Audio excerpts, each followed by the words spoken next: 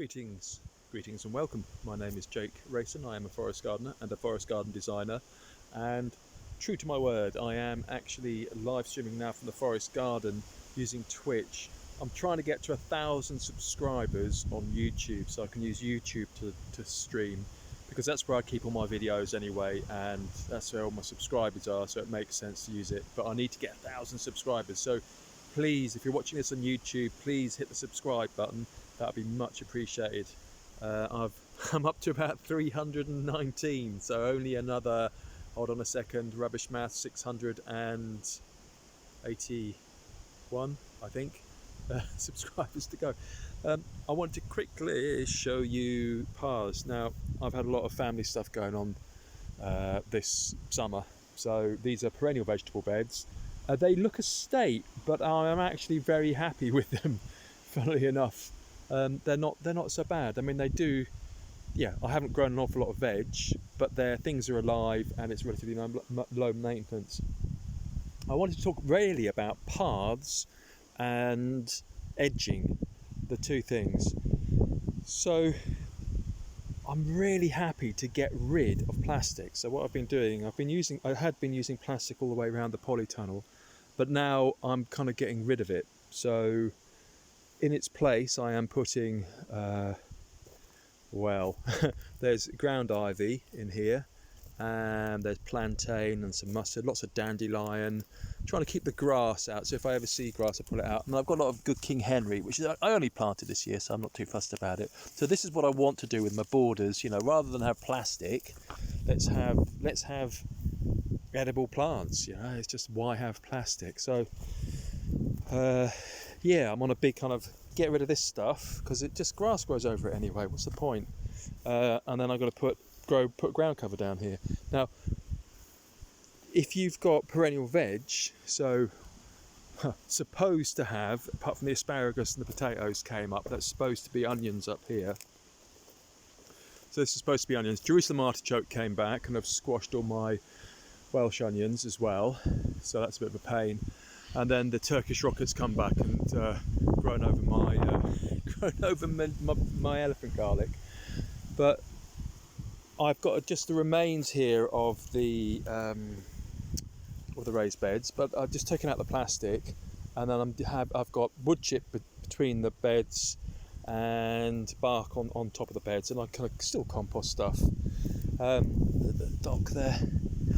So the idea is that the number of, sorry, this is probably, start looking at a place, you want to start weeding it straight away.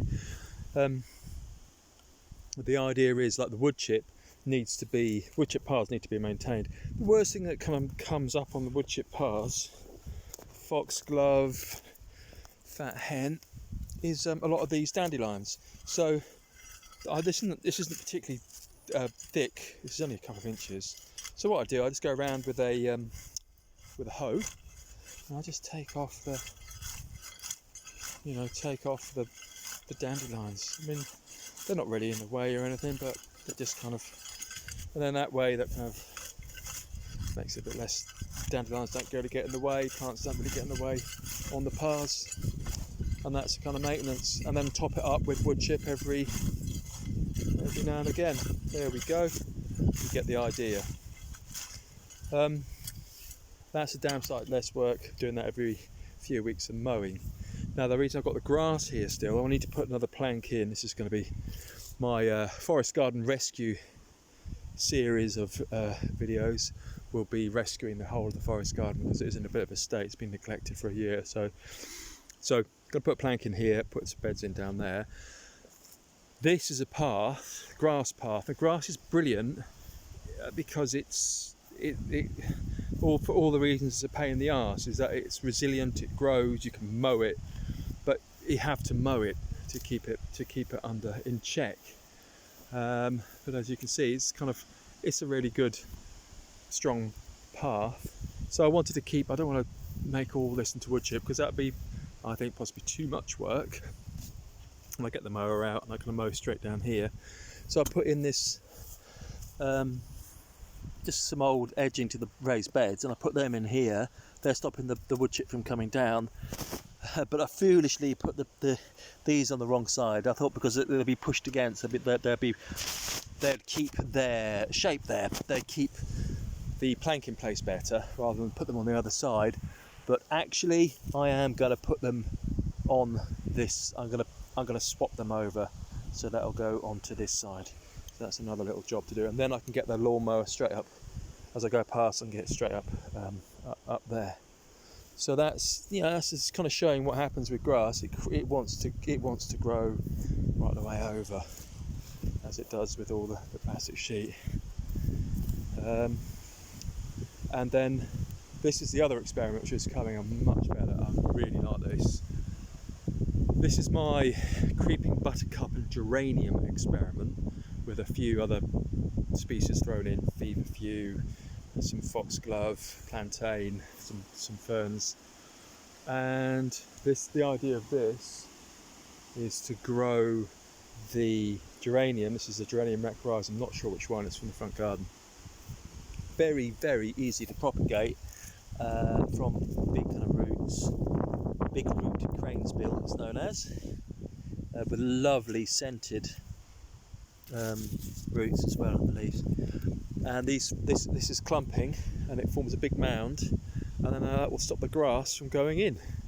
And then you don't really want grass by polytunnel, because the grass will end up like this and you can't mow it. So that's the reason for having a bed down the side. So that's all very, very exciting. I've done the same thing on this side as well. You can see with the geranium. So doing really, really well. Really, really happy with that. Yep, that's good. So that's my kind of preferred approach, keeping grass in check. If you buy a pot, you get one of your, I don't know how big they are, how big's that? 12 centimetre pot. They cost like £6 for a geranium, and the lovely thing is you can choose colours. You can start going crazy and having different coloured geranium. Some of them are really, really vibrant pink. I bought one called Zark, or Czakor, which is brilliant magenta pink, which is not my normal colour, but I bought that, and I've managed to get 6 plants out of it. And you propagate them. Have a look down here. They kind of grow really, really well. There you go. So these were potted a month ago. Was it these ones? Possibly these ones. I think so. And they've done really, really well. They've just like come on leaps and bounds. And then I'll propagate these again. You propagate them again. And you've got 6 plants, and that becomes 36 plants, becomes 72 plants. Until you have a whole load, and then you can start using them as edging for a grass path. There we go. That'll do for now. That's my paths and edging special.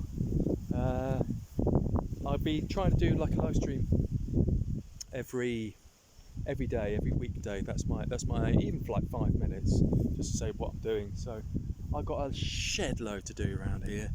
An absolute metric ton of work, because the whole of the forest garden is, it's unkempt, and there's areas that need to be weeded. There's a wildlife pond there. There's a dead hedge that needs building. These beds need to be tidied up and have old bits and pieces moved around. So there's a lot to do. So that's what I'll be doing from now on for the live streams, and then I'll be going back to using having like a kind of formal live stream once a month, and I'll do the same for the newsletter. So that's actually frees up a lot more time for me. So I'll be doing 1 newsletter a month, 1 major live stream, and then lots of in the garden live streaming. So thank you for watching. Do click subscribe, and I shall see you again soon. Thank you. Bye. Have a splendid weekend.